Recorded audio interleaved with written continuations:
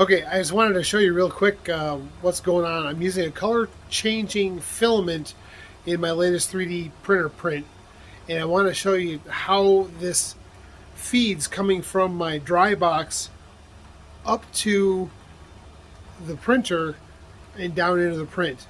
So let me switch this around. So as you can see, it's actually at room temperature a kind of a dark green, but because it's in the dry box, which currently is at what is that, 41 degrees centigrade, it's kind of an orange. If you look closely at it, you can almost see where it's starting to fade to green, but it's been in there for quite a while. Now, as it comes out of the dry box, it turns back into green as it cools.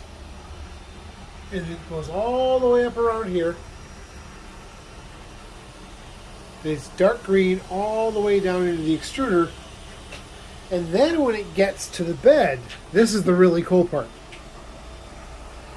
You can see that the bed, because it's heated, is keeping the lower layers at a bright green.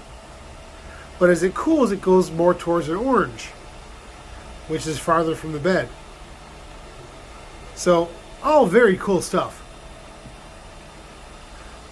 And when this is done, when this print's done, I will go ahead and post the time lapse so you can see how it actually works out.